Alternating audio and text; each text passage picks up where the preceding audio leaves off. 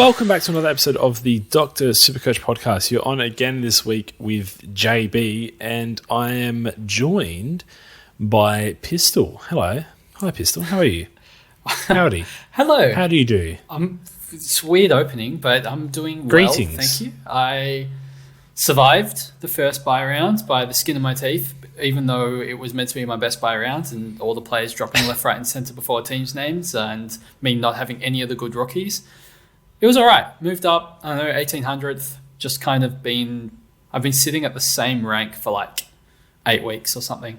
Isn't that frustrating when you're like, when is it going to give either way? Like, just take the floor from underneath me or let me skyrocket. I think at the end of the day, my cash in's bad as I missed all the good rookies, and my team's just not good, and it's not bad enough to fall away, but it's not good enough to rise. So I'm just going to be here for like maybe the whole season, and it's just going to be one of those incredibly frustrating years. At some stage, I'll run out of trades and I'll drop away, but it's just a kind of a wasted year, which is a bit upsetting. Well, at least you can't be accused of not throwing at the stumps. Like you really do go for it, don't you? Yeah. And sometimes it just ends up that you get the bad luck and it burns you out earlier than others, and that's just your year. Oh, I'm so upset. This year could have been like a massive year if it wasn't the boosting. Oh, God, pistol. The DC and the talk, it could have been huge. This isn't going to be a 2-hour podcast. We can't talk about all the mistakes you've made, okay? Too many. One too many. 3 too many. I had a small rank drop in my worst bye week. I'm now 2,500 season rank, flat, by the way. Oh. I never landed on a flat ranking like that. It's pretty hot. I'm on 26,022. Sorry, I was ranked 26,022 for the round, and I was nearly flat ranked for that as well. 22 spots away. It would have just been perfect. I probably would have retired. You might not have heard from me again. Don't tempt us with a good time, JB. Before we get into anything more, we are sponsored by Code Sports, powered by Code Sports, which we're very grateful for. And we do have a couple of new Patreon signups to receive a shout out. So for starters, we have new guy Redsman, which I know I've pronounced correct because it's just Redsman. Now, this next one is Tim Osteras. I don't know if that's right or wrong. Yeah, we'll find out. It might be an R instead of an A, like Esteras, but I think it's Esteras. So I'm going to go with that. Welcome, Tim. Welcome. Timothy, Thank you for signing up. The long name. We appreciate it. Do we have any Cancer Council donations? We did. The Dirty Schneider says Carlton have been weak as fantasy lately, spoiling many opportunities to donate. Getting in early this week before the suckiest sucks whoever sucks ruin another potential donation.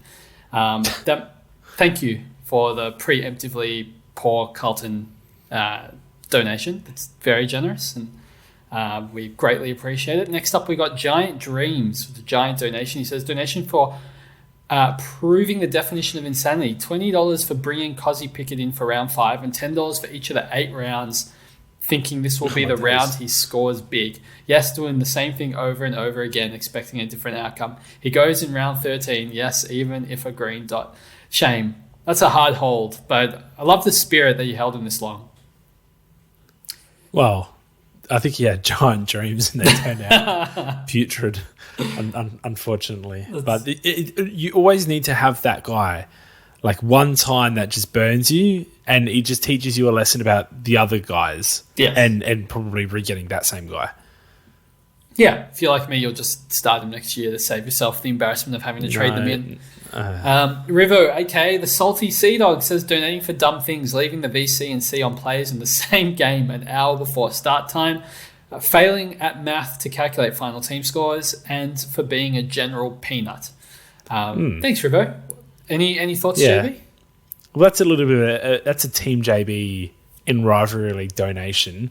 Leaving the VCNC was actually so funny. He posted his team and just said, "Any concerns here, guys?" And I said, "Well, maybe take the captaincy off of Bontempelli if you're going to VC Tom Stewart." And he goes, "I really just like the safety of Bontempelli. Like Stewart into Bont just seems great." And I'm like, well, it's going to be really difficult to loot them. They don't only play at the same time. They're against each other in the same game. And we all had a bit of a laugh at that at poor Rivo's expense. But no, it's always lighthearted when Rivo's in the channel. So he's a very good man.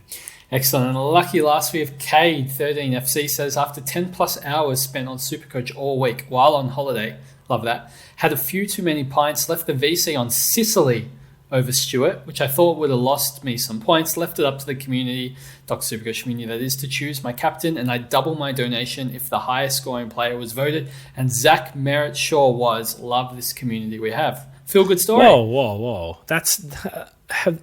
The community haven't done that. That's just my YouTube video. It's true. Thank you Zach for that. Merritt was, man. Do you know how much faith I had in your YouTube video that I didn't take Dacos VC and rolled with the C Merritt because you said he'd be the highest scoring player? I'm not sure if that's what That's what you said. Implement. No, that's not the You attitude said, I'm going for. which here. player did you say was the best captaincy option? Zach Merritt. So I did it. And It's it worked. true. It did work. It did net you an extra 15 odd points, but that is not what I'm Quarter going for. time. You should have seen me though. A quarter time, I was sitting there like I knew he was going to go crazy. I got the 127 from Stewart, which was scaled down from like a 136 for some reason. I was so upset about that. And then Zach Merritt starts the game like that, and I'm like, this is going to burn me somehow. How am I going to get burnt by my own video? But he got the Liam Shields tag for the rest of the game. Still came out with the 137, which is definitely So much scaling in that game as well. Like he It was a peaked very at close game. 145 or more than that. Yep. And then the scaling was, I think all the points were exhausted with still 3 minutes to go of peak scaling crunch time. So I think the streak is at about 5 though for correct VC/C well, don't jinx it. predictions. Well, no, there's no jinxing it because it's fact. There's a science. It's fact. Well, it's inevitable. I'm looking forward to it this weekend, and I will stick to it, JB. So please That's what you said have your last best. weekend, mate. Okay, all right. Well, we're going to jump into essentially the crux of the podcast. There's going to be a few talking topics. We're going to start off with, I think, what's been discussed, probably the heaviest in our Slack so far, and that's these imposter premiums, imposter mid-price pseudo premiums type thing. I don't really Are have they a name for them. mid-price? The premiums. Well, Fake premiums. they're not premiums though. They're not scoring like premiums. They're fake So can we premiums. call them premiums? They're fake. They're pseudo premiums. Yeah. Well, we'll throw back to our real or fake discussion from a couple of weeks ago. Essentially, I was driving home this Arvo and I was thinking to myself, what are we going to podcast about? And I said, we might as well just roll back real or fake. So let's do real or fake. Jay-Z, Jack Zeeble. I want to have a discussion about him. Now, I kind of just want us to talk about what we saw and what we're doing with him, and then we move on. There's no advice. I just want people to understand our thought process and what we're going to act on, and then make their own decision up from that, because it's really difficult. It's impossible actually to give blanket advice on things that are going to be really heavily dictated by team selections, dictated by whether you think a player is washed or not, whether you think they're too old, or that some things are catching up, or too young, or their role isn't good. Like, it's all just going to be a person by person matter, and I think it's just impossible for us to say this guy needs to be traded, this guy needs to be kept. Do you know what I mean, Pistol? Is that fair to say? No, I want to know what your thoughts are on Jay-Z. Like, I watched the game. I know you watched the game as well, so we both had eyes on it the entire time. And what did you see? Well, do you want me to start? Yeah, please. So Jay-Z, to me, since Aaron Hall has come back, he's had 3 sub-tons in a row now. Yep. He did start the game well. He had 25 points in the first quarter. Since that point, he scored about 25 points for the rest of the game. Now, he did leave a 70-plus on the table. I will say that straight away. 2 uncharacteristic out-in-the-full kicks late in the game did cost him probably a 20-point swing when you consider that he got about -10. Yeah. If they both hit targets, it probably goes +10. or approximately there or about. So he probably cost himself a high 60s, low 70s score in the end, with just a couple of uncharacteristic kicks. 20 points, probably close to 80. So let's consider that. However, I've never watched Jack Zeeble and thought the game has gone past him. I've never thought that he is just getting outbodied in every single contest. I've never actually thought he's too slow for the game, but all of those thoughts were very intrusive during the game on the weekend. He did look too slow. He did look like he was too knackered to get to the contest. He was getting outbodied by Carl Langford all day, pretty much. All day. And I don't know if I like Carl Langford, but I don't think he's the guy that you want to let kick bags of goals on you and sort of heighten your confidence. And Aaron Hall just does not pass him the ball. Aaron Hall checks meters gained in the newspaper the next day after every game, and that is the stat that he needs to tick off for himself. Clearly, he's more interested in bombing to packs. I don't know if that's a game plan thing or what, but he clearly has the majority of the kickouts and isn't interested in sharing the ball with Sheasel or Jack Zeeble. So without Aaron Hall, this is a very different discussion. But considering Aaron Hall does 3 or 4 things in a game that not a lot of other players do, especially not for that team, I fear that he is going to keep getting games for North Melbourne under Ratton. And I feel like the effect on Jay-Z is enough for him to be traded out of my team this week. That was a lot of statements. I mean, I can't really disagree with what your eyes saw, because he seemingly got beat in like every single one-on-one for the entire game. And then when he would like turn, it was like an old 80-year-old man turning circle. It was a semi-truck. Yeah. I'm like, what the hell is going on? It looked like his body was like he's frozen in a position as he was turning as well. It was also rigid. I'm like, what is going on here? Is he injured? I had no idea. He looks old and slow and decrepit kind of. And I'm like, this does not look like him. Saying that though, JB, it looked like he had his worst game of his life. Like he just looked terrible. And it's still a really small sample size with a new coach. And I know he's had technically three bad games in a row.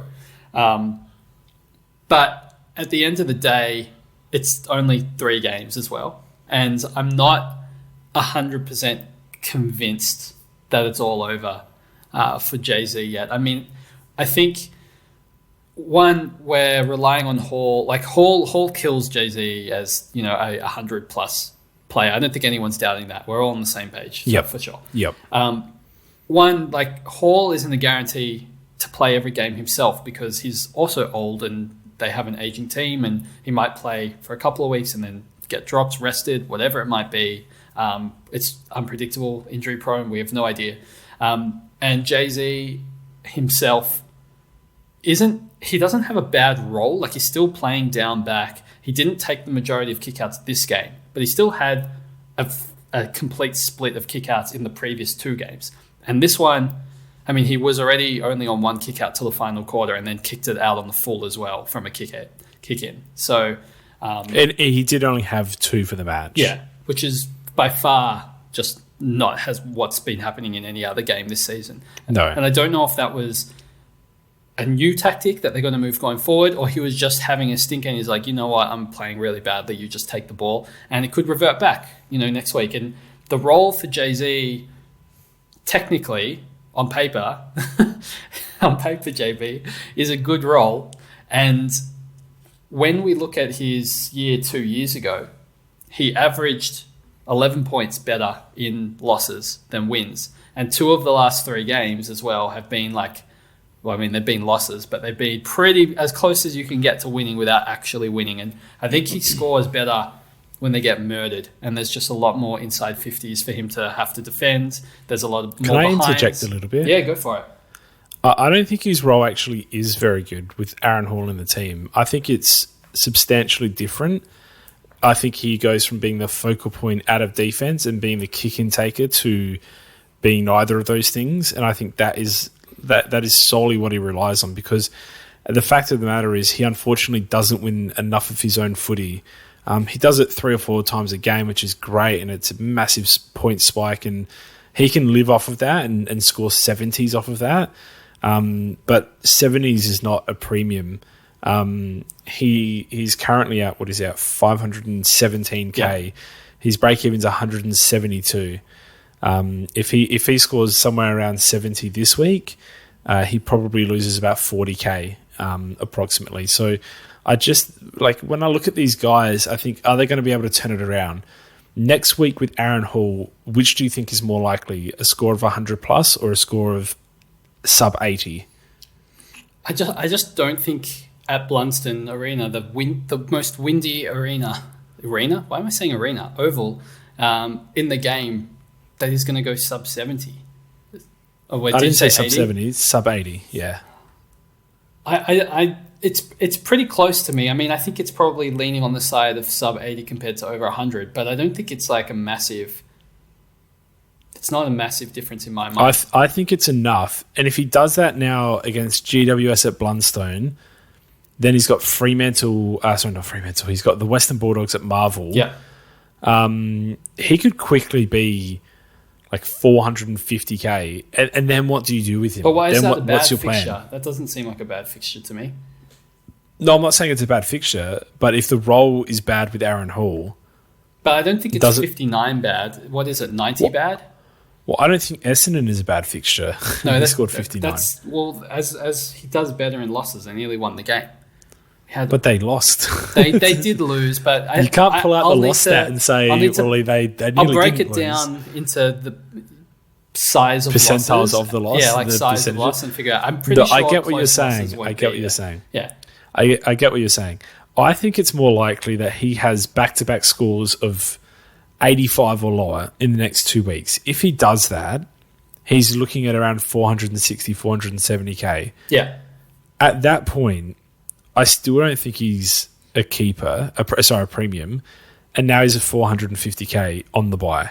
Yeah, I wouldn't be surprised the worst buy if it was back-to-back 85s. And I think the thing where I'm coming from is most people have him and Sheasel to deal with, right? Correct. And most people are trading one, but not both. I think if you have the trades to trade both, I would trade both. But I don't think that many people are in a position where they have as many trades as they want and can trade up both of them, and they're choosing between Jay-Z and Sheasel. And I think that's where we're on different sides of the fence. I think most of the stuff I'm agreeing with you on the Jay-Z. I just feel like the potential, I guess, downside for me feels like he's still going to go 80. Like, I don't think he's going to go lower than that. I think that's his worst case for me is 80. Well, his last two scores were below 80. Yeah, but he played Collingwood, and I mean, it's just like it's a small sample size to bring in. I just don't think that it's too hard to make a judgment off those two games. He played his worst ever game last week, and the game before that was Collingwood. I mean, it's just what happens if he does really well in the next two games? Then we're like, what happens if it's a Canelio thing from last year? Yeah, but Canelio was a specific role change to a point where he was in an entirely different part of the game. This is not a role change. This is more so personnel change in the North Melbourne side. It just shouldn't matter that much, right? Because Sheasel... But it does. Sheasel's not there anymore. Though. So if it's Sheasel... he was there for at least a quarter and a half. He was. But yeah, swap him and Sheasel, and it shouldn't technically matter. Like Hall and Sheasel. Yeah, but Aaron Hall isn't... He doesn't pass. Harry Sheasel. Yeah. Like, Sheasel did find Zeeble. Sheasel is looking for his captain. He's looking for... I actually don't know if he's not captain anymore. LDU's captain. Sheasel is looking for the experienced head, whereas Aaron Hall just gets it and looks 50 metres down the line and puts it on his boot. Like, there's no... And the only time Hall's not doing that, he's kicking to a big, immobile player on his list and running past for the handball. Yeah, he does that That all is it. game. That's his two tricks that he can do. And he doesn't have any others. He doesn't switch it to Zeeble. He doesn't do the short kick-ins in the pocket to Zeeble because he knows that he can just do that kick and get those meters gained for himself. And as bad as it sounds, Aaron Hall, to me, is one of the... Like, he's someone that you would hate in NBA as like the guy who just catches it. You know they're going to do a couple of jab steps and then just chuck up a three with a defender like nearby. And you're like, damn, like you could just try and dribble pass or pass it to someone or You just know that the offense stops with him. And Aaron Hall just feels like as soon as he gets it in defense, you just know that that's where the ball movement stops. It's just getting laid out onto the wing, and there's going to be a contest, and it's great for his SuperCoach, but he's not even scoring well in SuperCoach. But I don't like it. I don't like it for Zeeble. For me, if we just have our vote now, just quickly before we move on to Sheasel, I'm voting him out, and that is factoring in that I do also have Sheasel, and also factoring in that I'll be keeping one or the other. I mean, I'm voting him out if you have no trade issues. I think we'll talk about Sheasel, but I'm voting keeping him over Sheasel, but we'll discuss that in a second. Well, let's discuss it now. So I'm the opposite. I'm keeping Sheasel. I saw Sheasel start extremely well on the weekend at halfback. I saw him have almost nothing in quarters 2 and 3, and then go into the midfield and have enough of an impact to get to 72. Yep. The week before, he only scored, if I can quickly get that score up, I think it was in the 70s again. Yeah. 79. He got kicked to the face and essentially had like 7 concussion tests. I think most games that's a 90-plus score in the circumstances, and most games this week against Essendon without those 2 absolutely blacked-out quarters, in which his role wasn't even that bad. He just didn't get the footy. I think he can turn it into a 90. I think his floor is at least 80-plus, where I think Zeeble's is not. 80, and though? It does, yeah, I believe so. Role? In any role. He's just too good. That's what basically. Yeah, I think so. I think he's just too good at hunting the ball. If you think about late in this game, he actually had a shot from about 15 metres out on almost no angle, and he somehow fluffed it. If that goes through, he actually probably does score a 90. And then we're probably not even talking about him. Well, he's probably not even a discussion. The week before, if he doesn't get kicked in the face, he's probably not a discussion then either. So my thoughts on Sheasel is that he will be able to just at least glue something together, whereas Jack Zeeble is so dependent on Aaron Hall not being in the team. And I just don't see Aaron Hall missing a majority of the games from here on out unless he's seriously injured, which is actually on the cards. I don't see Sheasel as being harmful as an owner, whereas I see Zeeble being harmful as an owner. Sheasel to me is someone that I'd rather have as like my F7 loop. Oh, 100%. Than have on my field. Like if I had to choose out of my loops, I'd want him as a loop, but I also don't think I want him on the field every week because like I'm looking at his CBAs here and he had 6% against Essendon. Which was all in the last quarter. Yeah, when the game was on the line, they moved him in. And he looked good in there. But, Taron Thomas had 51%, and that may not have been what they expected, but they lost Greenwood really early, and they lost Simpkin really early. Taron Thomas also looked good in there as well. He looked unreal. Yeah, he looked really good. But the thing is, they got LDU that's meant to come back, and Simpkin's concussion, so he'll be only one more week. My fear... Greenwood the same as well, concussion just as one well, week. Yeah. I don't know if Greenwood's best 22 when everyone's fit. I'm still not sure about that. I don't know. God, he was... He was so good. He was so good. But he's really Phillips. Good in there. Who was bad? He has a role somewhere. Who was bad, JB? No one. And I tell you who might have been the best in there, and it was Wardlaw, but he just didn't get enough of it. No, I think Wardlaw is a 50% CBA type guy. I don't think he's ever getting more than that for this season. God, he was good in there though. He's so incredible. Clean under his knees.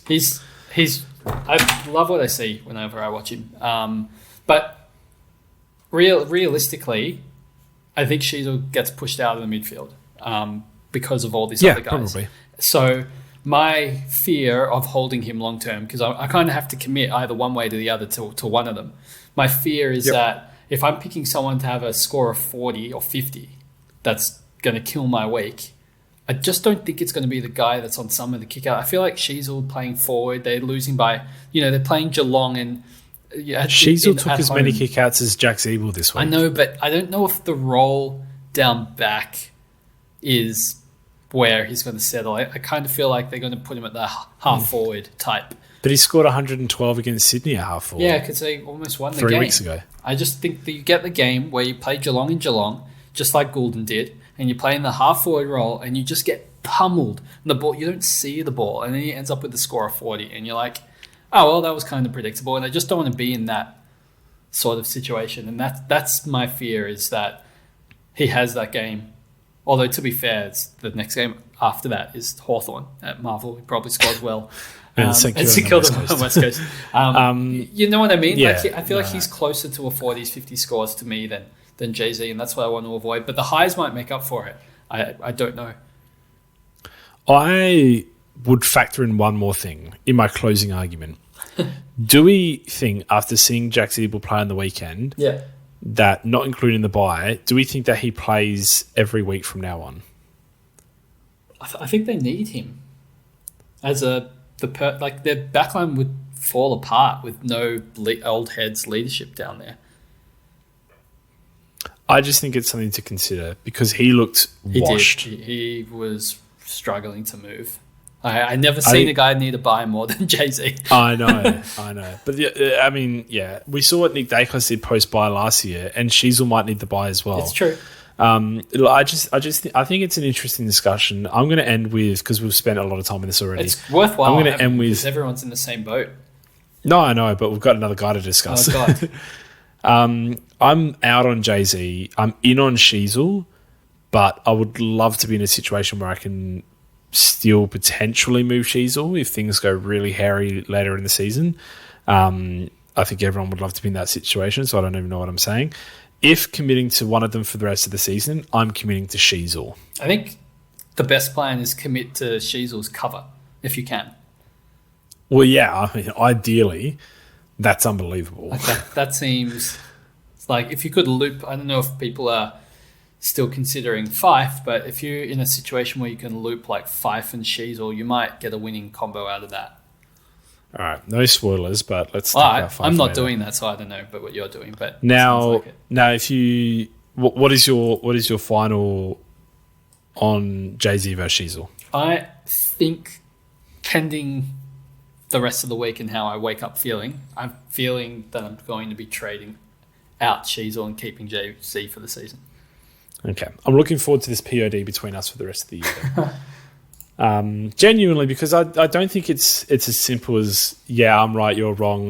Like, we are going to need hindsight on this one, and there's going to be unforeseen circumstances that makes or breaks this decision. Sure. So, like, this is not one where you do it and you look back on it and go, God, how did I miss that? It was so obvious. It is not obvious. No. Listen back to this podcast. You are making a difficult decision under ridiculous circumstances. When Jay-Z gets rested for a week and they make Sheasel the sub, and we're just like, oh, well, we're both wrong. That's usually what happens between us. We both have a 50-50 and something bad happens to one of them and then the other one-ups it somehow. Yeah, pretty much. All right, now, we've got a lot to talk about and we're nearly 30 minutes in. Will Day is the next guy. Yeah. His scores since round 4, since he got rubbed out, since a lot of people traded him in, have been 97, 84, 88, 74, 74, 81. I mean, he has not turned up. He's got a 5-round average of 80. He has not turned up for 8% of his owners. Yeah. With 8 out of 20. So pretty much 50% of his owners have not even seen a ton yet. Yeah, that's me. That's me, JB. I'm famous. I know it's you. I'm looking straight into your eyes as I read that statistic out. I don't know about you, but that doesn't feel very good. It's fake primo. Yeah, I mean, he's definitely a pseudo premium, and the question is can you do anything about it? Is he worth trading? He's 440k. You know what the worst part is out of all of this? So cheap. They have such hard fixtures for the rest of the year. They have some of the hardest. Why is it so hard? They're not good. Well, their easy fixtures included West Coast, in which you got tagged, St Kilda, who are like suddenly good, Port, who are suddenly good. Their good fixtures just have not been that good, unfortunately. But you really needed him to turn the wins or the competitive games into big scores, and it just has not worked out for him, whether it be the tag or a tale of two halves, whatever it is. He looked very comfortable against Port in defence in the second half. He really shored up their defence. Obviously, they didn't have Sicily. I don't know what his role is going forward, but whatever it is, he seems like a safe 75 plus. So I think he's better than Sheasel and Jay-Z, but his ceiling is far, far, far below theirs. Oh yeah. His SuperCoach finals games are against Collingwood, Bulldogs, Melbourne, Fremantle. That's a disaster. Look, Oh my God. it's really, I guess, he used the ball so well against Port off the halfback, where I'm like, wow, he can kick the ball really well, because the last 3 weeks previous to that, it was like Clanger City. I've explained this though. It's because he has time off of halfback to size up where he's kicking. In the midfield, he just whacks on the boot, and he needs It's a nice reminder that he can do it. He needs to not whack it on the boot and try to hit someone lace out. He needs to put it in the air and give his forwards a chance, and that will result in better Hawthorn moments and better SuperCoach moments, because it's an efficient kick for a reason. It makes a difference than trying to lace out your teammate and hitting the opposition on the chest. I mean, I think going forward, he's just going to play midfield again. I don't think he's going to be in the back line. They moved Frost forward. They didn't have Sicily. They didn't have Seamus Mitchell. All those guys probably agree. coming back. So Day's not going to have a spot in the back line, even though he looked good there in the second half. Yep. So we're going to just kind of get what we've had for the season. I do think we will get 100 on the way home, at least one of them, but it's just going to be he used the ball really well that day. We need some rainy matches. We need some outdoor, good wet weather footy. I think that'll suit him really well. But I do agree his floor's relatively high, I guess, for a fake premium. No, I think like so. those back-to-back 74s. I can't imagine he goes much lower. I'd say that. But that was one with a decent tag, and then one weird game where no one turned up at all, pretty much. Yeah, I think you're probably getting 80. I mean, he's had a five round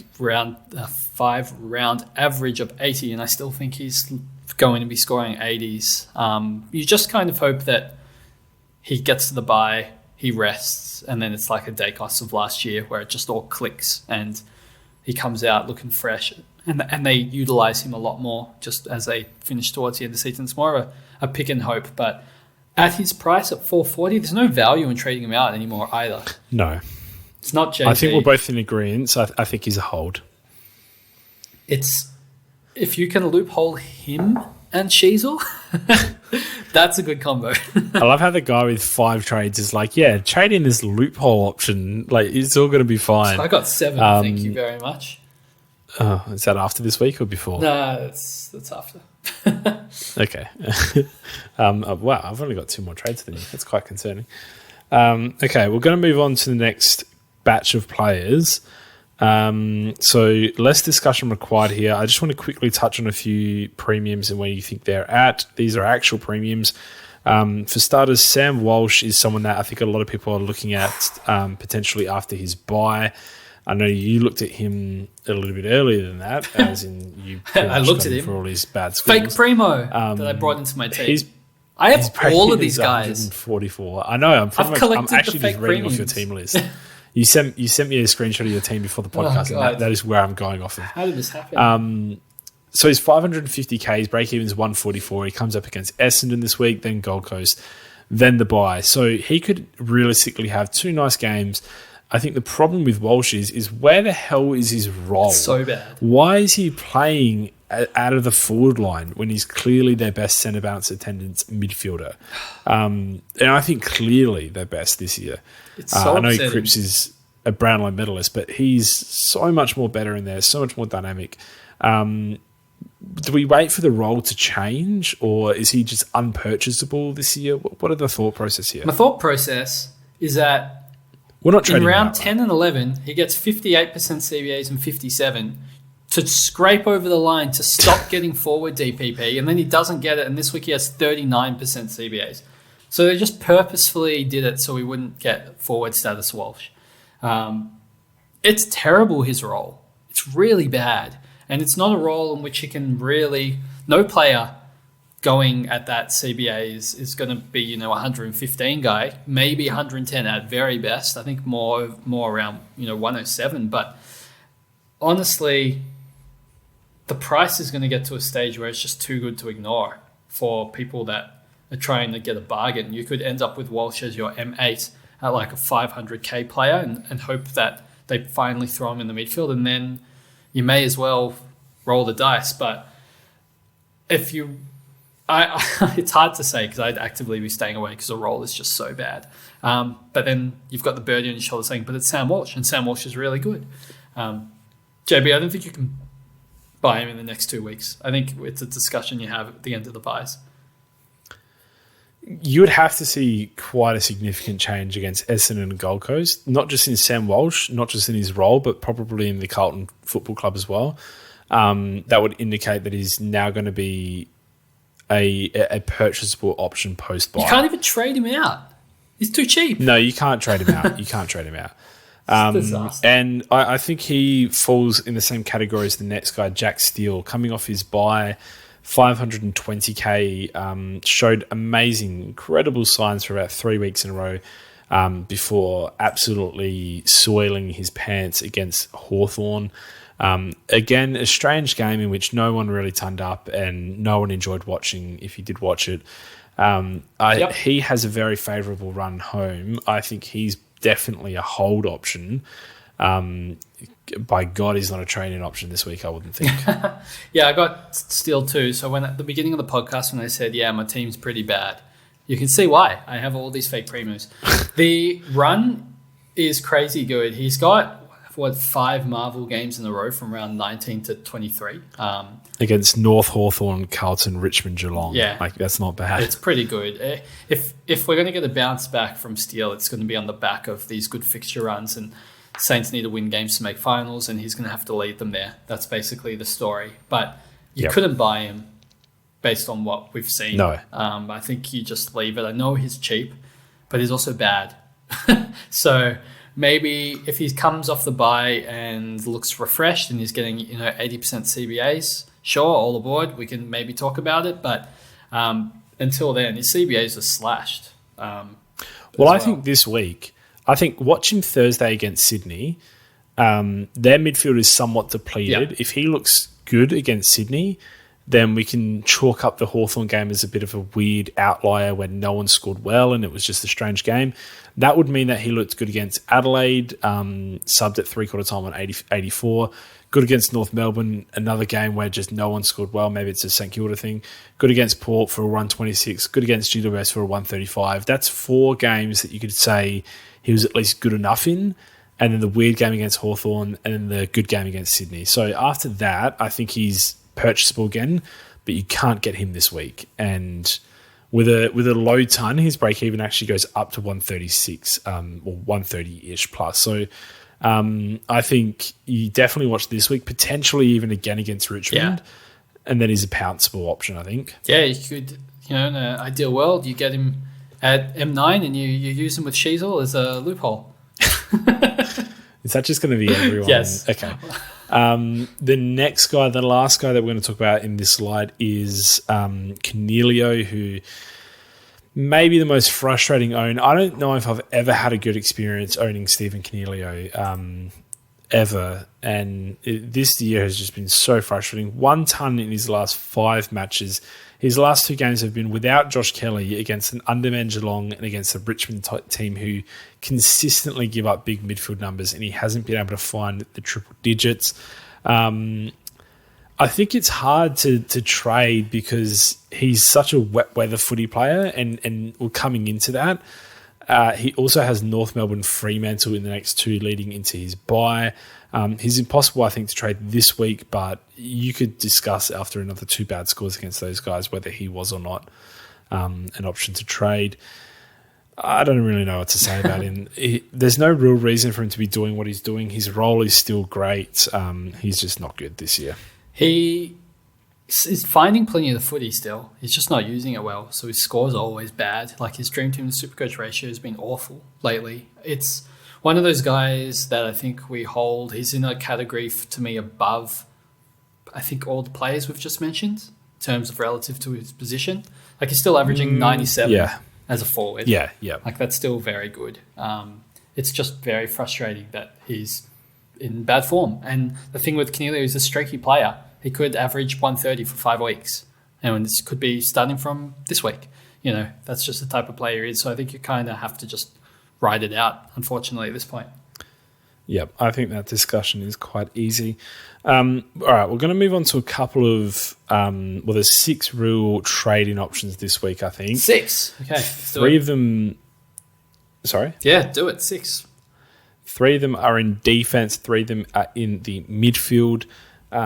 This is premiums that we're talking about. Now, I just want to have a discussion regarding the 3 defenders first. It's obvious to break this into 2 sections. We got Luke Ryan, who I think is like 3rd amongst players coming off the bye right now for points Sure? this season. Where did you read that? Oh, it's Fantasy Freaker or something, I guess. And then we got Sinclair and we've got Jake Lloyd. Now, Lloyd, I always think of as like, yeah, he started the year poorly, then Rampy went down and all their other defenders went down, and it's like now he's just racking it up as, there's no one else there. But really is not the case. He's had 4 sub-tons for the year, 2 of which were in the 90s, 2 of which were in the 70s. Besides that, he has shown a very good ceiling again. He's gone 115 plus 3 times, 110 plus 4 times. He actually does appear to be at least a good enough option, I guess. He's only 12K more than his starting price, so it's not like he's bad value now. I really don't know what to make of him at 520K. I did not expect this type of resurgence. I didn't either, and I'm still a little bit skeptical. I'm very skeptical. The reason is Rampy's been out, as we know, and he's kind of like that leader of the backline, but it frees up Blakey when Rampy plays, and Blakey is just better than Lloyd in all ways, in every single way as a footballer right now. Sorry, Jake Lloyd. But it's hard to tell because Rampy just hasn't played for such a long time that I just feeling uncertain about it. And they did draft, in the mid-season draft, some key defenders in case they want to use them and they don't want to use Melican or whatever it is. So they should be able to get a back 6 that roughly resembles a proper back 6 now, coming back from their bye, especially when Rampy is meant to return. And that might massively impact Lloyd. We just don't know. There's no information. All we can see is that Blakey's had to play taller and he's had to play more of a lockdown role like the last at least 3 weeks since Tom McCartan and Paddy McCartan went down. And since then, Blakey has had fewer free kick-ins than Lloyd, who became the main kick-in taker. But Blakey was the main kick-in taker before that. So that's just, if that shifts straight back to Blakey, when we're suddenly losing, instead of Lloyd, the 102 average guy, it becomes Lloyd, the 96 average guy. And then he's fine value and he's a fine player, but it doesn't feel like very good anymore. I agree. And I think if I was having to trade someone in, I would think he's a safe 90 plus average from here, but not a safe 100 plus average. Yep. And I think that's a fine variance to sit on when just wanting someone safe, especially someone around that price. I think he's very, very favorably priced. I also think he's better than the next guy we're going to talk about, which is Luke Ryan. Yeah. Luke Ryan, for their first 7 games that they were not good for, Fremantle, was averaging 121 Supercoach. Since they turned their form around against Hawthorn with a win, they then took out Sydney. They then played Geelong and Melbourne. Did they beat Geelong? I can't quite remember actually if they got Geelong at Optus Stadium there. But they definitely beat Sydney and Melbourne, I'm pretty sure. But regardless, he's averaged 92.2 in that span. Yeah. So since the 121 average, it's been a 92 average since they've turned their form around. And I think that is the most direct correlation that you could possibly ever get from data. And it clearly shows that when they are better, he is less involved. And I don't know if you're buying the resurgence, but I kind of am. Yeah, I think they're definitely closer to their last 4 weeks than what they were in their first 7 weeks. So I imagine his numbers, again, like Jake Lloyd, stay between the 90 to 100 average, but I would think he's more of a chance to go down to an 85 average than what Lloyd is. I think the thing with Ryan is he's also really consistent. Like he's had a season low of 84 and then, 85. So I don't think he's going to go lower than that. Like that's his floor, which is still it's not bad. No. But he's got a lot of home games, JB, on the run home, more than half. And some good matchups as well. It's pretty tough between him and Lloyd. I don't think it's an obvious pick. I think I would still take the cheaper one, so I would go for Lloyd. But that would be my splitting factor. I think they're pretty similar outside of that. Would you consider? Yeah. You wouldn't consider like Hayden Young or someone? I was just going to say I didn't realise they played so many at Optus on the way home. So that is actually a very good stat by you. Would I consider Hayden Young? Like he's just kind of turned a leaf. He's got a 5-round average of 102. It's basically been Luke Ryan when they chipped it around was the go-to guy. And then now that they're playing more, I'm going to call it zesty football, it's more using Hayden Young. I mean, since that, so we'll go with the same Hawthorn game as the turnaround. 95, 100, 86, 103. That doesn't really scream. No, it's in the same range as all the other guys. Guy now. No, correct. I think you could probably put Young, Ryan, and Lloyd all in the same range. I wouldn't want to own two of these guys. Or any. I'm okay with owning one of them. I think you could probably just pick your favourite and trust one of these guys, but I wouldn't want to have two of them. I think that's probably asking for some mediocre scores on the run home. The other guy who I did mention off the top was Sinclair. Now, obviously, Sinclair has had his highs and lows. He, for the love of God, Ross Lyon, is not a midfielder. Every time he's put in the midfield, he keeps on putting out these putrid scores. The 160 against GWS feels like months ago. He's been a very frustrating up and down own. I do have faith, though, and that Marvel run, I think, could favour him more than it even favours Jack Steele. But I do like him on the run home, and I think he's underpriced. He's got the 3 scores below 90. One of them in that weird Hawthorn game, and then he had a 65 against Adelaide at Adelaide Oval and a 63 against Essendon way back in round bad. 3. So it's Jack's bad. bad, yeah. This is not good. Like he's being buffed by that big 160 score. Well, he's not a midfielder is the main point. And if he keeps getting played there, I think he's the same as Steele. I think you watch him against Sydney. Yeah. If you see that midfield time, his break even, he's not going to go up much in price, like maybe 10K at most. And then he's going to have a very high break even when that 160 falls out. If you watch him this week and even next week against Richmond, you will see all that you need to see in regards to his role. And I don't think he's going to be a trade-in. So we've got Hunter Clark that got injured, and he was averaging at least 30% CBAs, which is roughly what Sinclair's been getting as well. So my worry is that it's just Sinclair time in the midfield. So he's going to keep holding this 50% CBAs, which is probably the worst role possible for him. Not quite a midfielder, not quite a defender. And in those games, they're the games that he's done quite poorly for the most part. I don't know if I want to buy Sinclair either. I think they're all bad. Well, I already have him. So do I. I mean, that's what everyone in my team. Out of these 3 guys, who do you like the most? God. They're all bad. I probably would say Sinclair for the upside of just in case he doesn't play in the midfield. Plays 5 games down back in a row. That should all be tons. But it's not a fun... Like, you're not picking it and thinking this is going to be a good time. It's not like you're picking Jordan Dawson and you're like, yeah, I know this is going to be awesome this week. Do you know who might be a good time? Say it. Bailey Dale. Yeah, okay. I think he's going to be a good time, but he's got the round 15 bye.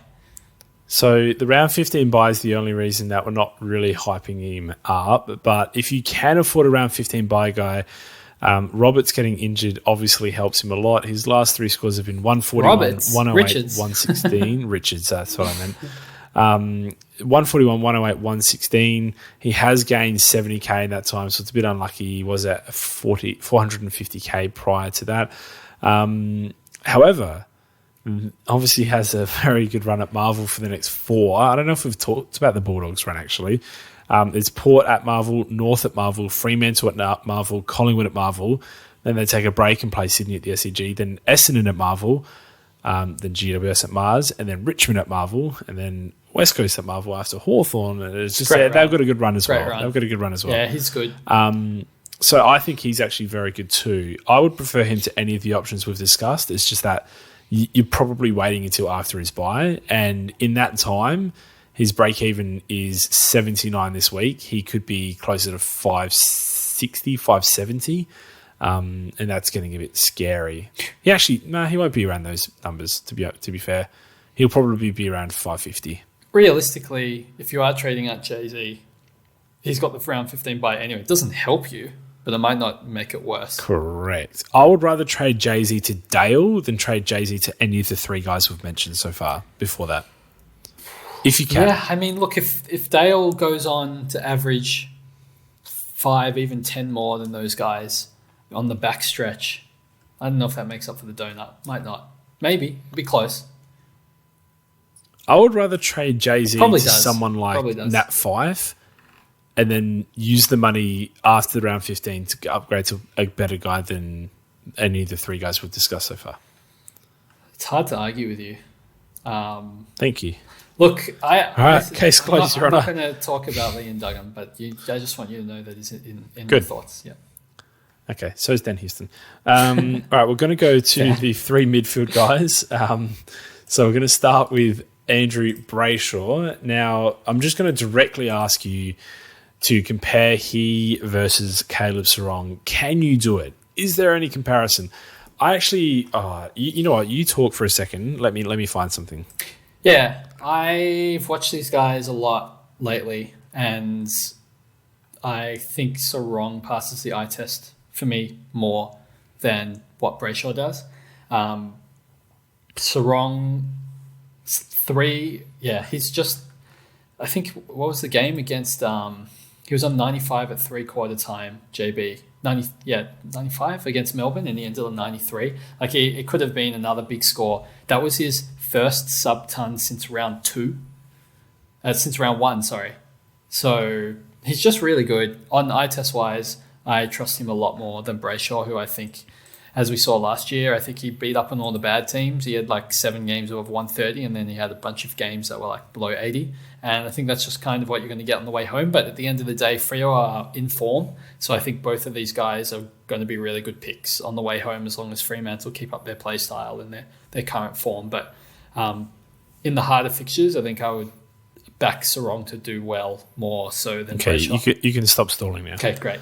I didn't know what you're up to. All right, so price comparison. Sarong, 30K more expensive. Yep. Is he worth it? I think so. Question. Selections, differential. Both are selected by 14% of teams. Yep. Which is crazy.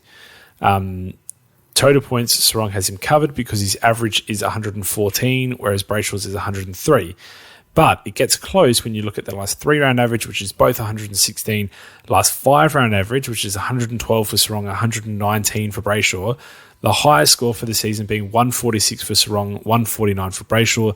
The lowest score for the season being 70 apiece, which is kind of crazy. And then you look at the projected price change, the break-evens game type of thing. Sarong's is 127 coming off of a sub-ton the last time he played. Brayshaw's is 78. He's about to rocket up in cash with his last few weeks that he's had. So is it worth the 30K based on those numbers? Raw numbers, ignoring the eye test. I think it's important to add that Sarong has been tagged twice this season and still has the same lower score as Brayshaw.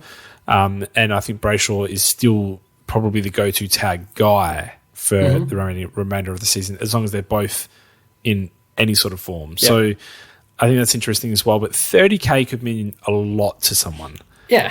I don't think it's worth a difference. I think if I was choosing between the two, which unfortunately I'm not, I'd love to get one of them this week, especially against Richmond, I think I would choose Brayshaw. Wow, we're so opposite on this podcast, JB. It's crazy.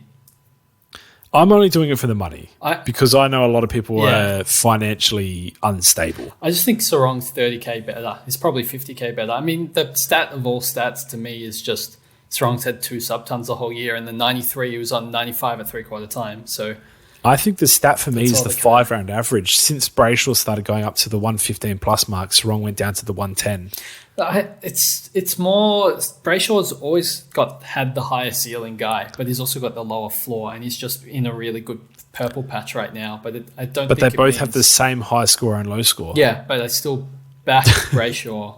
His ceiling has always been higher. I mean, that's why he had 7 130 pluses last year. Like, his ceiling's really good, and he can burn you and go on the purple patch. But I think Sarong is like your Joel Selwood, and Brayshaw is like your Patrick Dangerfield. Brayshaw does so much to score his points. Like, he has to absolutely stuff the stat sheet, and Sarong doesn't. Yeah, he does. Sarong doesn't need to do that to score well. And can you just take my analogy, please? It was really good. I thought really hard about it. Comparing Brayshaw to Dangerfield. No, not the same player or the same talent or anything. Just SuperCoach wise, like one's just a little bit more like hit, like highs and lows I'll give it to you. and needs to do a lot. Yeah, and the other one's just Mr. Consistent. Yeah, I'm like, all right. Would you rather I say Sarong's like Pendlebury and Brayshaw's more like Dane Swan? Is that better? Yeah, it's actually pretty good. I like that one. Thank you. I've got 2. Yeah, that one's good. Do I need another? Because I don't have another. I was going to say, you're going to say like Pendlebury and Dane Beams or something. That's ridiculous. That's actually the most ridiculous thing I've ever heard. Neither of those comparisons are anywhere near. We're going to move on. Lachie Neale is the next guy, 577K. I think he's better than either of these options, mostly because you look at his season and you go, what actually is the reason for his price? He's at a 95 against Port in what was a bad start to the year for him, 95 and a flat 100. Since then, he's had a 76 against GWS and a 63 against Carlton. Those are his only 3 subtons. Besides that, he's had a 176, a 124, 128, 122. Those last 2 were in his last 2 games. He looks like he's turned his form around. They've got quite a few games left at the Gabba. Not a bad run home. I really like Lachie Neale. I think he's probably one of the best value players in the game. And with the best buy coming off of that now is perfect to be traded in. He's probably the best option for me. Still like Sarong. I do too, but Strong's definitely not 30k better than Neale. The thing is, like, I think Nash goes to Neale, and I know that he got tagged last week for a 122, but it was pretty scary at halftime seeing him on 39. But that third quarter, I got goosebumps. I don't know. I just really like Sarong. I think that's more what it is rather than anything against Neale. Look, I think Neale is Sarong much is better the than Brayshaw. safest player. Yeah, look, Neale is better than Brayshaw. I think Sarong is the safest player in terms of he will average 110 plus. But I think Lachie Neale is not far behind safest and definitely highest. Yeah, I agree with that. That makes sense to me. Cool. Look at that. We do agree on things. All right, before we wrap up, I'm going to quickly go through some downgrade options. They don't really exist. Can I add another one before we move on? I guess. Just one other one. Unorthodox for you to do this, but... Yeah. No, let me have it. Yeah, go. Chad Warner, 552K. Before you spit out... this is why it's unorthodox. 5-round average of 115. His scores have been really good. Last 5, 123, 98, 104, 137, 112. He's kind of hit form when Mills basically went down. Well, that was going to be my first point straight off the bat. But... is Mills out for the rest of the season? Have I missed that announcement? He's definitely not. But Warner's the same sort of streaky type player. We saw it last year where he went on the purple patch to end the season. And he was like super, super good. And then people wanted to start him this year, but he was just priced too high because he went 110 plus on the run home. And he could be in the midst of doing this 110 plus on the way home again. 2 people... Well, the same person in 2 different timelines is going to pick Chad Warner. One of them is going to be upset that his season was ruined with that pick. The other one is going to win 50 grand. No, probably not. The other one is going to have a small rank increase as Chad Warner does better than he expected. And I'm just going to let those guys make this decision where I think there are much safer decisions, especially when he's 550. If he was like 510... then like twist my arm, take my money, like really good selection. But at 552, he's all the way up to the Brayshaws and the Neals, and I don't think he's that safe as a pick. Whereas like shave another 40k off and you could definitely change my mind. I really want those 2 people. Is that fair? That both want Chad Warner and one goes Lockie Neal and one goes Chad Warner. I want them to find each other and make a chat and just every week be like damn, I should have got Warner, or damn, you should have gone Neal, and just like saying nothing else. Two people in our Slack. One person will be Chad Warner inclined, and there's going to be a lot of people getting Neal.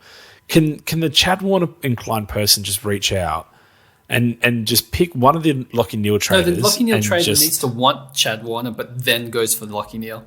Okay. Well, there has to be two of those. Those people will exist in our Slack. I hope so. There's 700 plus people in there. They have to exist. Yeah, I want to know how this conversation goes. They don't have a choice. They have to exist. Okay, well, if we can get that going as well, that would be great. Thanks, everyone. Now, onto the podcast. We have some downgrade options. Do we? Yes. Well, no. But I'm going to make some up. Okay, great. Because I think that's fun. So, downgrade option number 1. Nat 5, 244k. Thoughts? Yeah. I mean, I've been talking about him for like 3 weeks. I'm not going to say no now. Meant to be playing more midfield time, so you hope he can spike 80-plus scores. It's more of the fact he plays through the rest of the buys, which is really great. Has the DPP. It's also really great. And the last one is there's not really many other options. So by default, I think underrated. He's coming off the buy, so he had that midfield game against Melbourne. He had 50 at halftime. Looked like he ran out of puff a little bit. Now has had the bye. Comes into a game against Richmond, GWS, Essendon, and he's across the rest of the bye rounds. I think two of them are at home. I think he's definitely an 80-plus scorer for the next 3 weeks. Whether he can rip out some tons, I think he's probably in your best 18 for the next 3 weeks, which is super exciting and can make you some money. I can't really argue against that. Who else do you have for us? Kieran Briggs, $340,000, break even, rookie. negative 32. It's a huge rookie. Negative 32 break even. Negative 32. If he scores 90 plus, he goes up at least $55,000 this week. Do you have that money to invest? I guess if you trade out Jay-Z or Sheasel, you might free it up. Yeah. I mean, it's hard to say no, except he's got a hard fixture this week against North. Goldie doesn't leak many points to Ruckman, but you make guaranteed money, and I'm not sure any of these players we're going to be talking about have a guaranteed money in them. So, can't really argue. So, if he scores back-to-back 90-plus scores, which, I mean, I know Goldie's good, but Nankervis is one of the top 3 most restrictive ruckmen in the league, and he put 128 on him.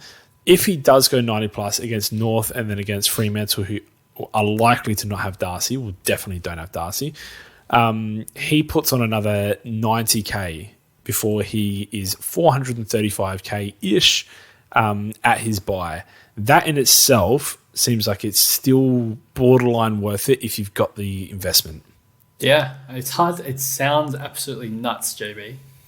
But it is nuts. Sounds mathematically okay. He was unbelievable. I thought there was a chance he got dropped next week. He's a big unit. He looks really good. I mean, obviously kicked the goal towards the end of the game and got some nice, sweet goal kicking. Do you know what, scaling, though? They lost, and he lost at least 10 to 15 scaling towards the end. Yeah, he was on 140. For that goal. But he still had like 2 tackles and a possession late and still held on to a 128. Whereas I think any other player probably finishes on 112. He still did enough, which was awesome. Yeah. Harry Himmelberg. Are we talking about downgrade? What's going on here? These rookies? What section are we in? Harry Himmelberg. These are our best options, mate. These are our lowest break evens. It's really sad. Well, his break even isn't very low. It's 78. But he did play in defense this week. He's got 103 against Richmond. He has North Melbourne, in which he probably plays defense again. Yep. If he scores 100 plus, his break-even resets all the way down to about 20, in which he can make a lot of money against Fremantle before his bye while scoring highly. The only problem is they're probably only a week or 2 away from getting some reinforcements in defence, and he's just not an option. I love Himmelberg and always have, but I still don't think he's an option. They just got these guys coming back, and they've been willingly throwing around players. At some stage, you're going to have to arrest Cadman.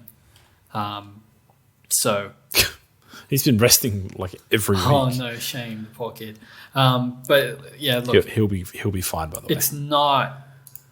it's not a pick that I think is particularly viable unless they cop more defensive injuries like immediately, and we can reassess it then. Okay, I admit getting someone 350-ish K with a break-even of 78 isn't quite a rookie. Yeah, I didn't think so. Didn't fit my criteria. I've found someone with a break-even of just 7. Okay, 7 I can deal with. 7? Is that good enough? Ben Keys. Fake 370K. His last 2 weeks were 102 against Brisbane, 106 against Gold Coast. He has gone from playing in the forward line and being an absolute turd to being back in the midfield. Some will say it is reliant on matchup. He did tag Lachie Neale in that game at Adelaide Oval for the 102, and then this week was like a Teo greasy, Matt Rowell fested game against Gold Coast. However, I think there's a chance he stays in there, as in a good chance. If he does, he could go on a nice little streak of tons. The problem is he's coming into his bye now after this week, and he has West Coast this week. So you kind of want him for the game against West Coast with a low break even, but then he has the bye, and then you don't know what's going to happen with his role. He's really awkward to trade into. I don't think he's worth 120K over Nat 5. However, someone in some timeline will get him in, and he's like a 10% chance of being F6 for the rest of the year, which Nat 5 is not. That's got to count for something. Yeah, I talked about this with Team Pistol last week at 350K, and they talked me out of it then. So I can't really jump into it now, being all positive, because we knew he was going to play midfield from the quote from the coach saying, "Buddy, he's going to play more midfield because he's going to be tagging this week." Anderson. I think my worry I have, just looking at the fixtures ahead, is if they don't tag anyone against West Coast, he might not even be in the midfield. And the week after that, I assume he's going to tag Dacos after the bye. And Dacos has been playing still half back. So Keys plays forward, which is not ideal. So I don't necessarily think his role is set. His fixtures are pretty good. He has West Coast and North Melbourne, as for some reason most teams seem to play them in quick succession this year. So the fixtures are there. I mentioned that the other week. It's kind of crazy, isn't it? This keeps happening over and over again. It's really weird. Really weird. Phenomenal. But as you said, there's that small percentage chance that he breaks, that he goes back to his role. I just don't see it. At the end of the day, Crows are still trying to find their best midfield mix. I think Laird and Dawson are just locked in. So no matter what, that's 2 spots gone.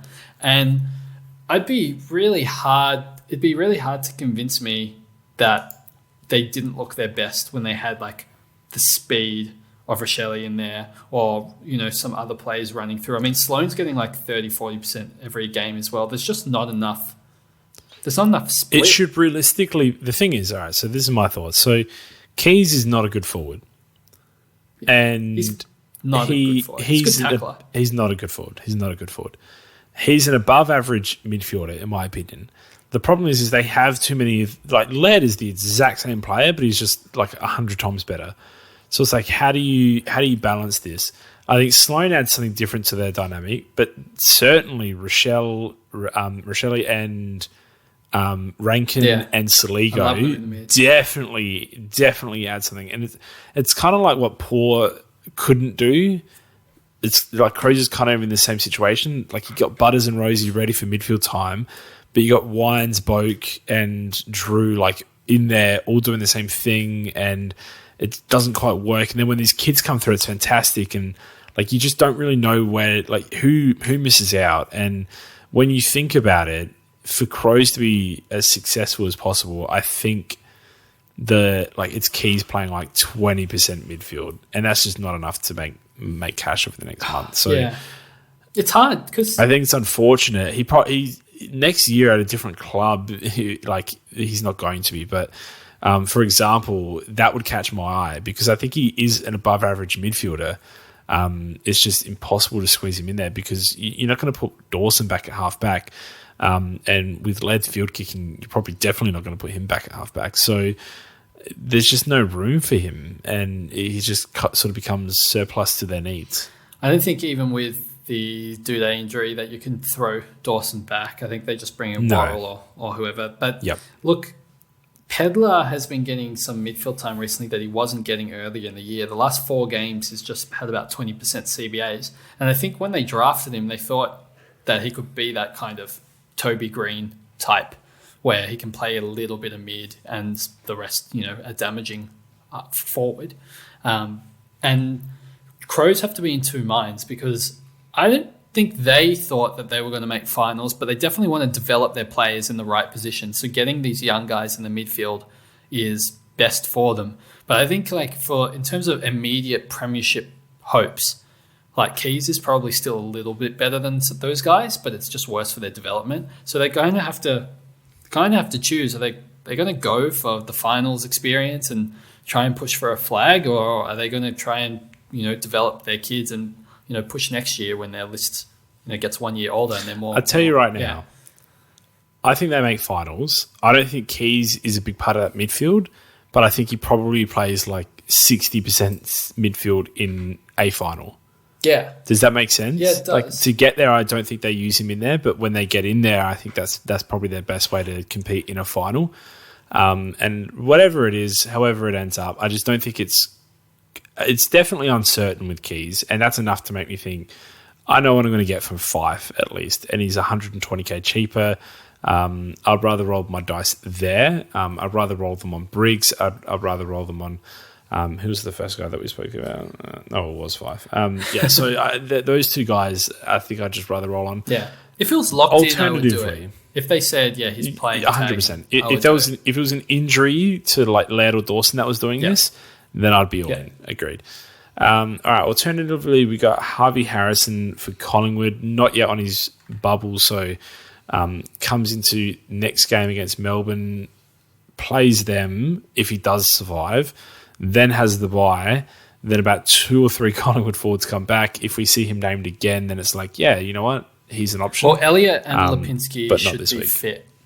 Probably this week. Correct. So there's a good chance he's dropped this week. Even though we lost Bo will be out, McCreary.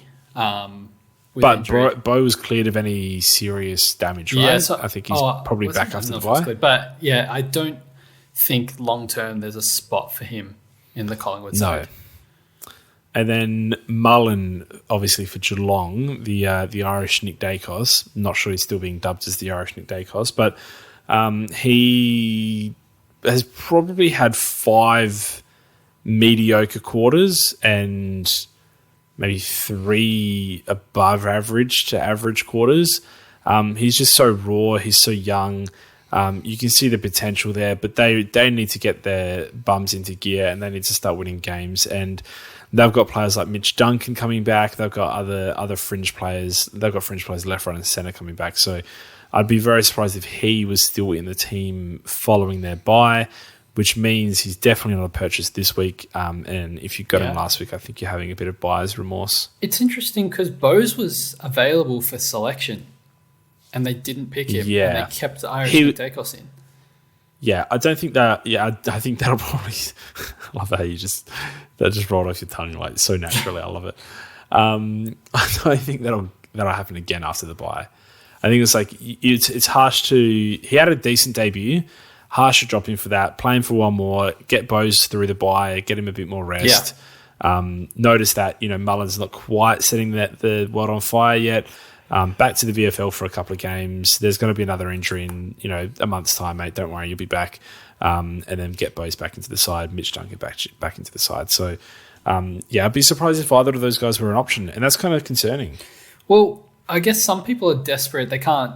Not everyone can pay, 240k odd for Fife, and they have to get a downgrade option. Oh, I've got more options. Okay, let's hear them. Option number 1, Campbell Chesser. We're going back to this well for the 7th time. 140k, had 19 disposals in the waffle. When will we learn that Chesser just averages the equivalent of 123k rookie? What about Harry Sharp? 161k, could get a recall this week. If he does, coming off a 60 in his last game, Yeah, with Zorko suspended. Correct. I could see him foreseeably holding his spot for a couple more weeks, but it would be risky in that Brisbane side. But he was good before. He wasn't dropped because he was bad. He was dropped because they had people coming back. Alternatively, Johnson, 216K. No Jager O'Meara. By the way, if you do have Johnson, please field him. No Jager O'Meara this week. Probably gets a little uptick in his CBAs. Also another reason why I like Nat Fyfe, by the way. And against Richmond, if you don't have Johnson, 216K, I think they've found something with him. I think he's definitely purchasable, but he's not much cheaper than Fyfe, so it doesn't really solve that. Oh, I love how all of these... They're like, yeah, there's more downgrade options. None of them are viable, but there's options. But they exist in the game. I see their names, and they might have. What about Wardlaw? 230K, JB.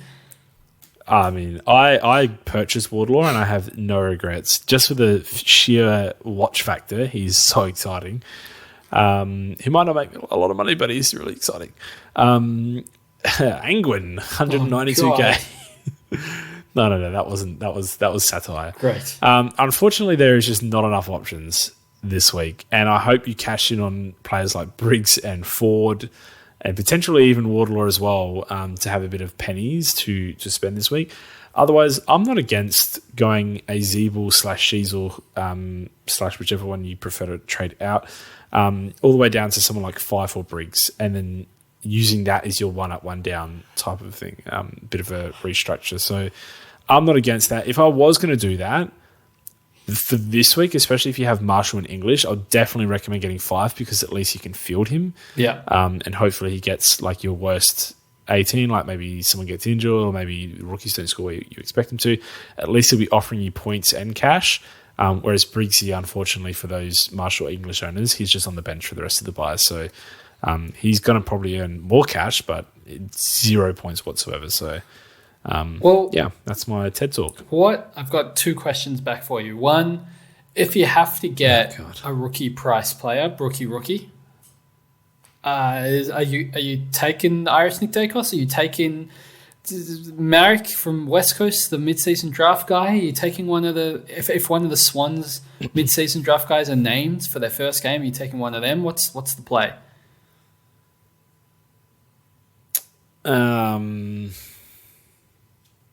You can't pick Chesser. You can't pick. I knew you were going to go there. Shit. You can't pick Chesser.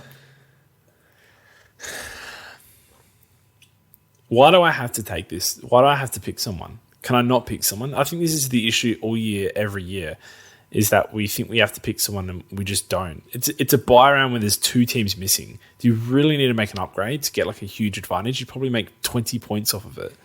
Can I not pick someone? Can I say wait till next week? You have Zorko and he's suspended. Damn, my season's going way worse than I thought. Oh, my days. In that case, let me get the list ready. Honestly, I would rather just not pick anyone. If I had to,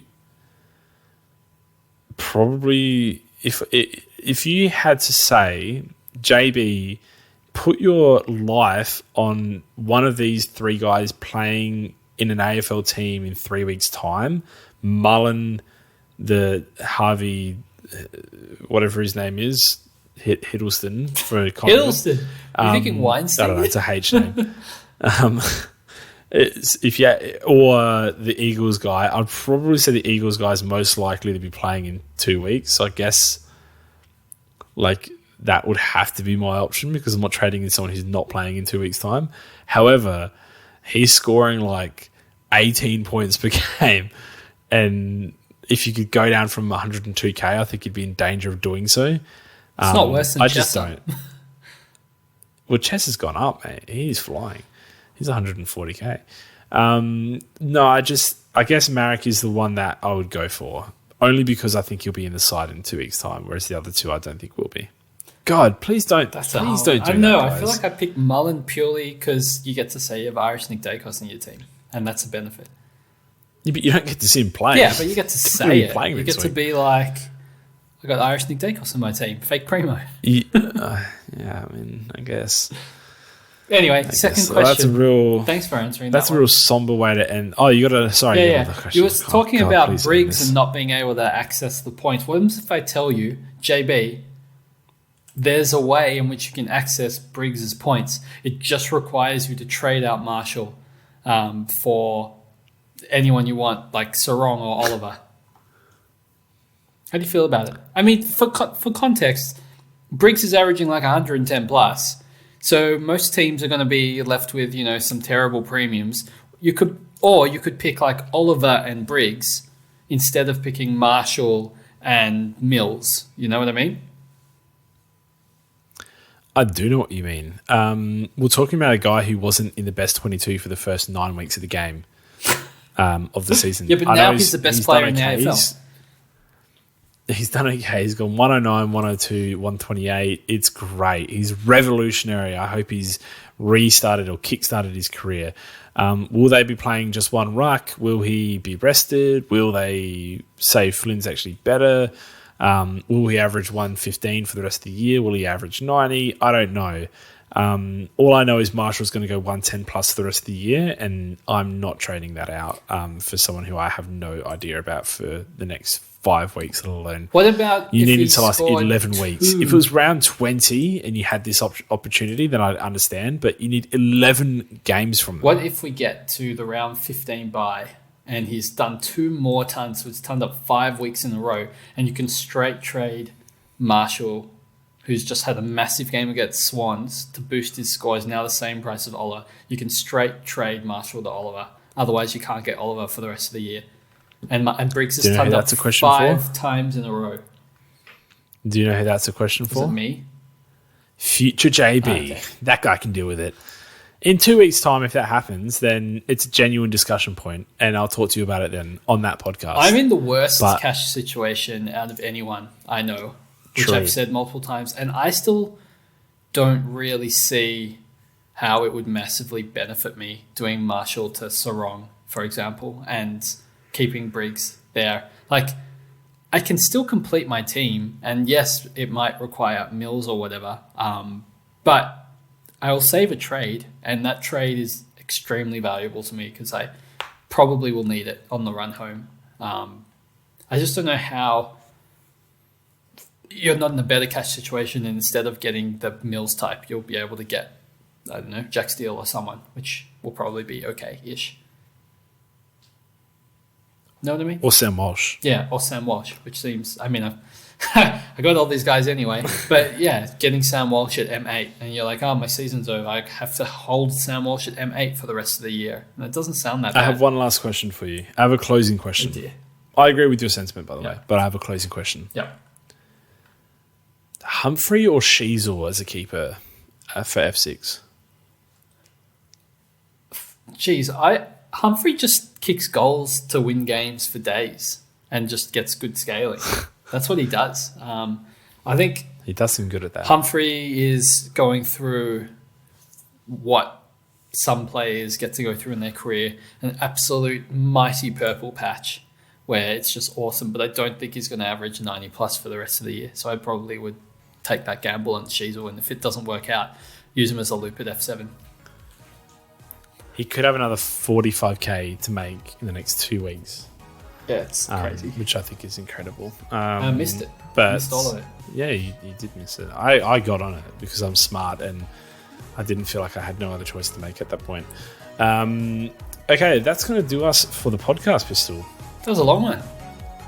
It was a long one. I actually thought it was going to be short. I think it maybe should have been short, but you just talk like a lot, so it's really difficult to get out of. No, it was very good talking through all this with you. I think I've actually helped my trade situation help clear everything up for myself a lot better, so I do appreciate you joining me, Pistol, and as per usual, you can catch us on our socials. I think by now you know where they are. If not, then go find them yourself. Oof. All right.